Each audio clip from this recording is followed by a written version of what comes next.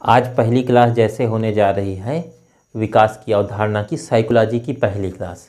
ये क्लास आपको रोज़ाना प्राप्त होगी और ये क्लास आपको मिलेगी सायंकालीन 7 बजे, मीन्स इवनिंग में एट 7 PM आपको डेली क्लास मिलनी है।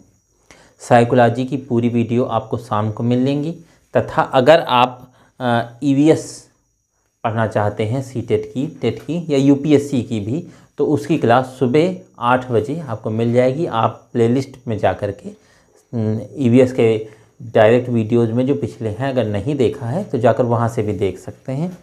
ऑनलाइन मोड में बिल्कुल एकदम निःशुल्क है सब कुछ, कोई दिक्कत की बात नहीं। और साइकोलॉजी के भी वीडियोज़ कंटिन्यू आपके शाम को 7 बजे आपको मिलते रहेंगे और डेली मिलेंगे। और मॉर्निंग में आपको EVS तो चल ही रही है 8 बजे, तो कोई दिक्कत की बात नहीं।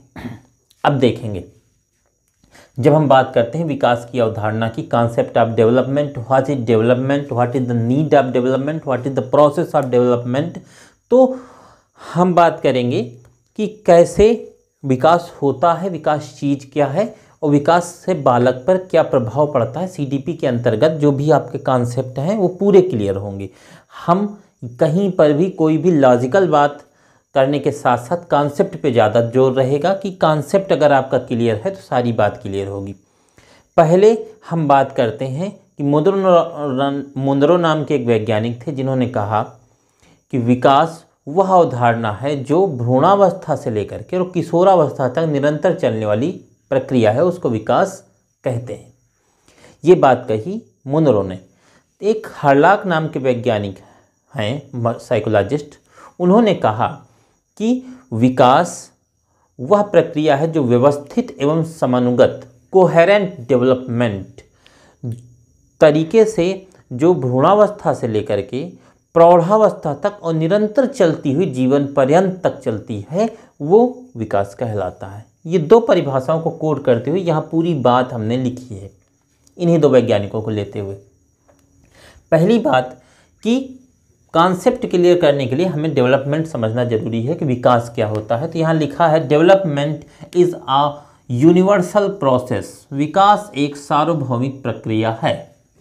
विकास एक सार्वभौमिक प्रक्रिया है जो जन्म से लेकर जीवन पर्यंत तक अविराम चलती है। किसी एक बालक में नहीं या किसी एक व्यक्ति में नहीं, सब में। ये जन्म से लेकर के और अविराम हमेशा जीवन पर्यंत, जब तक जीवन आपका रहेगा, जब तक किसी पशु का जीवन रहेगा, जब तक किसी पक्षी का जीवन रहेगा, सबके साथ ये बात होती है। चाहे वो जो भी प्राणी हो, यदि उसका जन्म धरा पर हुआ है, वो अर्थ पर आया है, तो उसका डेवलपमेंट का प्रोसेस हमेशा तक चलता रहेगा।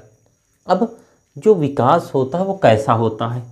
विकास शारीरिक होता है, मानसिक होता है, सामाजिक होता है, संवेगात्मक होता है, भाषाई होता है। विकास के बहुत सारे पहलू होते हैं जिन्हें हम देख नहीं सकते, समझ सकते हैं। उन्हें कुछ पैमानों पर हम देख करके पता लगा सकते हैं कि ये डेवलपमेंट है या नहीं है।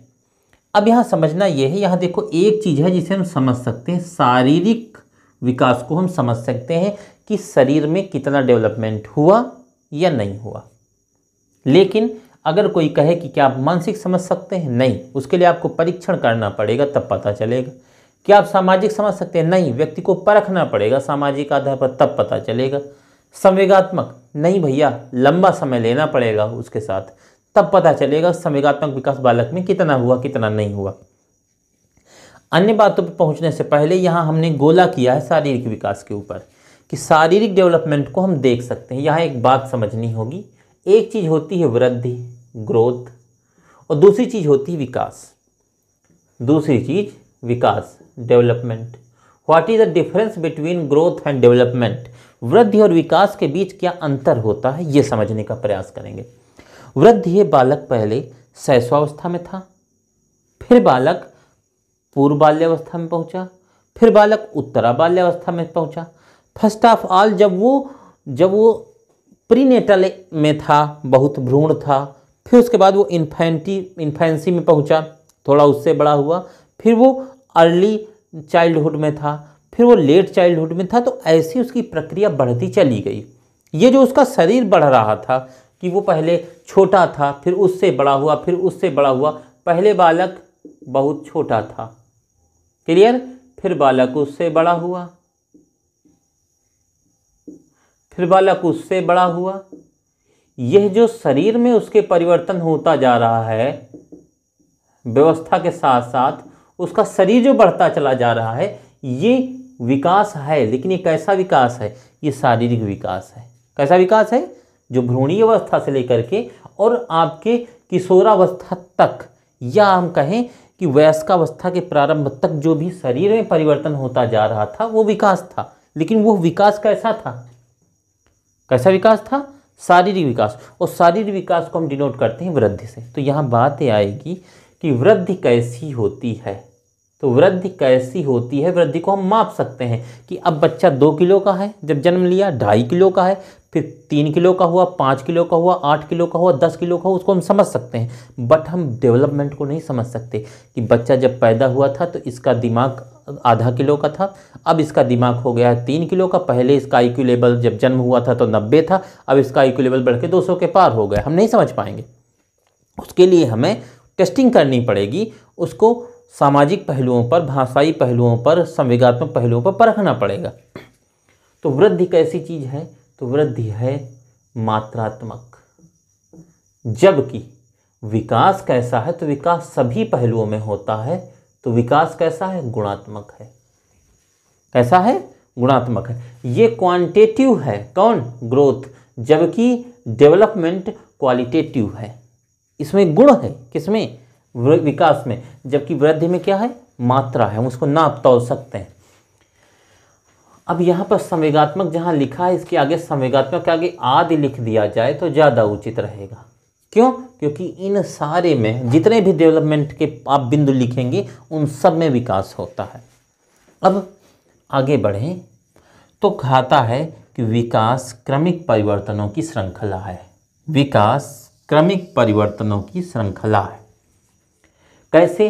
कि विकास जैसे जैसे आपकी उम्र बढ़ती जाएगी, वैसे वैसे आपका डेवलपमेंट बढ़ना चाहिए। भाई 99% कैंडिडेट में तो यही होता है कि उम्र बढ़ती गई तो डेवलपमेंट बढ़ता गया, आप में कुछ भी बदलाव आता चला गया। अब विकास देखो कैसा होता है? गुणात्मक। कैसा होता है? गुणात्मक। गुण आप में आ रहे हैं। क्या आ रहे हैं? गुण। अब गुण कितने प्रकार के हो सकते हैं? कितने प्रकार के होंगे? 2 प्रकार के। गुण में आप बहुत कुछ नया पाओगे, बहुत कुछ पुराना छोड़ दोगे। जब बालक का जन्म होता है, बालक धीरे धीरे बड़ा होता है, वो अपनी बाल्यावस्था में आता है तो कुत्ते से भी प्यार करता है, वो गाय से भी प्यार करता है, गाय के बच्चे से भी प्यार करता है, बिल्ली से भी प्यार करता है, बिल्ली को मौसी कहता है, चंदा को मामा कहता है। वही बच्चा जब धीरे धीरे बड़ा हो जाता है तो बंदर को मामा नहीं कहता, चंदा को मामा नहीं कहता, वो बिल्ली को मौसी नहीं कहता। यहाँ हम कह सकते हैं कि उसका हुआ है क्या? विकास। गुणात्मक ही है, लेकिन यहाँ एक चीज़ का ह्रास हुआ, उसमें मानवीय मूल्यों की गिरावट आई। उसके संवेगात्मक विकास में कहीं ना कहीं कोई ना कोई कुठाराघात हुआ है। जो उसमें सरलता थी, सहजता थी, उसमें कहीं ना कहीं ठेस पहुंची है। कहीं ना कहीं ठेस पहुंची है। उसने अपने को परिवर्तित किया है। तो जो गुणात्मक विकास है ये 2 प्रकार का है। एक तो है रचनात्मक। क्लियर? रचनात्मक है, परिवर्तन किया है उसने, कुछ अच्छा किया। रचना मतलब है क्रिएटिव, कुछ अच्छा किया है। और दूसरा है परिवर्तक। उसने कुछ अपने को चेंज किया। यहाँ दोनों में से निगेटिव सेंस कहाँ दिख रहा है? रचना में कि परिवर्तन में? परिवर्तन में।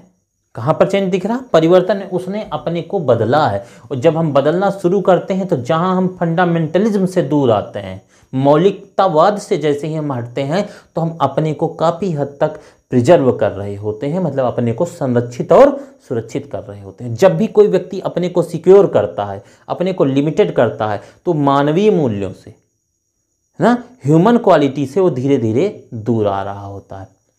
सपोज दैट हम बात करें प्रेजेंट टाइम में जितने भी मनुष्य अपने आप को डेवलप मानते हैं, प्रकृति में जितने भी लोग रह रहे हैं अपने को डेवलप मानते हैं, साउथ वाले और ज़्यादा मानते हैं, लेकिन क्या हम ये मानते कि हम वास्तविकतावाद में जी रहे हैं? ना, हम सिर्फ अतिवादी भौतिकवादी ही होते चले जा रहे हैं। हम किसके पीछे दौड़ रहे हैं? पैसे के पीछे। ये हमारा परिवर्तक स्वरूप है कि रचनात्मक स्वरूप है? ये परिवर्तक स्वरूप है। हम धीरे धीरे विध्वंसक होते जा रहे हैं, हम दुनिया को खाने में तुले हुए हैं। ये चीज़ें बच्चा अपने में बदलता है। तो ये किस में आती हैं? गुणात्मक। दोनों चीज़ें गुणात्मक में आती हैं, ऐसा नहीं ये भी गुण है और ये भी गुण है। आप पहले किसी से अधिक व्यवहार करते थे, अब कम करते हैं, तो ये आपका रचनात्मकता नहीं है, ये परिवर्तन है आपका। आपने स्वरूप को बदला है बालक ने। अब बात को समझेंगे। क्रमिक परिवर्तनों की श्रृंखला है। और देखो इसमें एक अच्छी बात जो आगे लिखी है ब्रैकेट में हमने, कि नवीन विशेषताओं का उदय होता है। विशेषताएं दो प्रकार की हो सकती हैं, या तो उसने रचना की है या तो उसने परिवर्तन किया है। नवीन विशेषताओं का उदय होगा, न्यू क्वालिटी जनरेट होंगी कैंडिडेट में, बॉय में, जो भी चाइल्ड होगा उसमें नई क्वालिटी जनरेट होंगी। क्वालिटी दो प्रकार की हो सकती है। पहले हंसमुख थे, अब घुनघुन हो गए। मतलब पहले हंसमुख थे, अब कम हंसते हैं। पहले कम हंसते थे, अब ज़्यादा हंसते हैं। पहले कम बोलते थे, अब ज़्यादा बोलते हैं। तो जो भी कुछ, चाहे वो परिवर्तन हो या वो रचना हो, वो किसके अंतर्गत आएगी? नवीन विशेषताओं का उदय होगा। अब अगर हम बात करें कि फॉर्म्स ऑफ डेवलपमेंट क्या होगा, विकास के रूप या स्वरूप क्या क्या होते हैं, तो हमें पता चला कि स्वरूप कितने होते हैं? 4, जो परीक्षागत पूछे जाते हैं। आकार में परिवर्तन, अनुपात में परिवर्तन, पुरानी रूपरेखा में परिवर्तन और नए गुणों की प्राप्ति। 4 आपके सामने लिखे हैं। पहला है change in size, change in proportion, disappearance of old features, acquisition of new features. अब देखो पहला यहाँ ऊपर लिखा है एक एक बात, क्योंकि साइकोलॉजी के साथ एक कंडीशन ये है कि आपको हर बात बड़ी बारीकी के साथ समझनी होती है। यदि आपका कॉन्सेप्ट क्लियर होगा, मीन्स अवधारणा आपकी क्लियर होगी किसी भी बात की, तो सीटेट एग्जाम हो, टेट एग्जाम हो, सुपर टेट एग्जाम हो, कोई भी आपको फंसा नहीं सकता, क्योंकि इसके जो ऑप्शन होते हैं वो कॉन्सेप्ट पे क्लियर होते हैं। अगर आपकी लैंग्वेज पे पकड़ है तो, शब्द आपको वर्ड्स पे अगर कमांड है तो आप अच्छे नंबर गेन कर सकते हैं, कोई कठिनाई वाली बात नहीं। तो देखेंगे पहली बात है आकार में परिवर्तन। बालक जब जन्म लेता है तो देखो हमने यहाँ लिखा कि भ्रूणावस्था से लेकर के वो धीरे धीरे बढ़ता हुआ शैशवावस्था, बाल्यावस्था, किशोरावस्था, वो धीरे धीरे आगे की ओर बढ़ता जाता है। इस पूरे बढ़ती हुई प्रक्रिया में साफ साफ दिखता है कि बालक का क्या बढ़ रहा है? आकार बढ़ रहा है। ठीक, विकास के रूप में पहला है किसमें परिवर्तन? साइज में। दूसरा है अनुपात में परिवर्तन। बालक का अनुपात बढ़ता जाता है, बदलता जाता है। जैसे बालक जब जन्म लेता है तो बालक के शरीर का जैसे जो कुछ भी रहता है, तो आप देखेंगे कभी बालक की ज़्यादा ग्रोथ उदर भाग में हो जाएगा, कभी हस्त भाग में अधिक हो जाता है, कभी पैर में हो जाता है। तो जो भी उसका डेवलपमेंट का प्रोसीजर है वो सदैव कंटिन्यू नहीं रहता कि जिस अनुपात में पैर बढ़ रहा बालक का उसी अनुपात में कान नहीं बढ़ेगा। अगर उसी अनुपात में कान बढ़ जाए तो पता लगा पैर बढ़ के तो इतना बड़ा हो गया, और कान भी उसी अनुपात में बढ़े तो पता लगा कान भी इतना बड़ा हो गया। तो अनुपात में परिवर्तन रहता है। दूसरा है पुरानी रूपरेखा में परिवर्तन। बालक जब जन्म लेता है, जन्म लेने के बाद पहले बैठता है, फिर खिसक खिसक कर चलना शुरू करता है, फिर बालक धीरे धीरे मुस्कुराता है, फिर बोलता है, ऐसी सारी बातें करता है। जबकि पुराने रूपरेखा में परिवर्तन होता जाता है, धीरे धीरे उनको छोड़ता जाता है। पुराने तो पहले खिसकता है, फिर घुटनों के बल चलता है, फिर किसी वस्तु को पकड़ कर खड़ा होना शुरू करता है, फिर धीरे धीरे सहारे के साथ चलता है, फिर हाथ छोड़ के धीरे धीरे चलना शुरू करता है। तो ये है वो पुरानी चीज़ें छोड़ रहा है, और इसके साथ देखो नई चीज़ें, नए गुणों की प्राप्ति। भाई उसने खिसकना शुरू किया था, खिसकने के बाद फिर सहारा लेकर खड़ा होना शुरू किया। तो पुराना गुण क्या था? खिसकना। और नया गुण क्या है?